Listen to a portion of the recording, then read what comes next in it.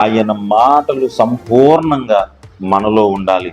ఆ మాటలు ఏమిటంటే గనుక దేవుని నామానికి మహిమ తెచ్చేదిగా ఉండాలి.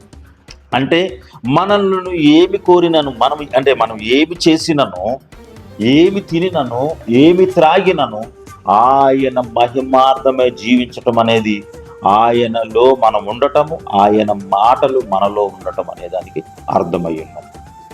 కాబట్టి ఈరోజు ఈ మాటలు వింటున్నటువంటి మనము మరి ఏమడగల దేవుడిని? మూడో విషయం ఏంటంటే కనుక, ఎప్పుడైతే మనము ఆయనలో ఉన్నామో, ఎప్పుడైతే మనము ఆయన మాటలు మనలో ఉన్నాయో, ఆటోమేటిక్గా మనము ఆయనను సంతోషపరచు వారముగా ఉంటాం.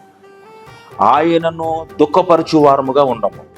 ఆయన ఆజ్ఞానుసారముగా నడుచు వారముగా ఉంటాము మనం.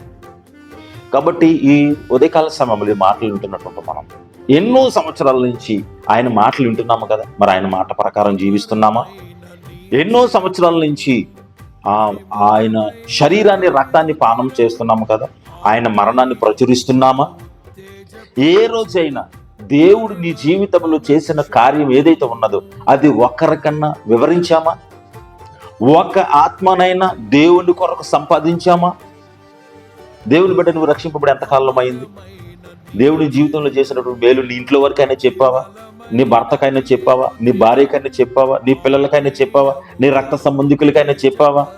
అసలు నేను యేసయ్యను ఎందుకు నమ్ముకున్నాను అన్న సంగతి వారికి చెప్పావా? అప్పుడు నీకు ఇష్టమైనది ఏది ఇష్టమో దేవుడు నీకు ఎలాగో ఇవ్వగలడు.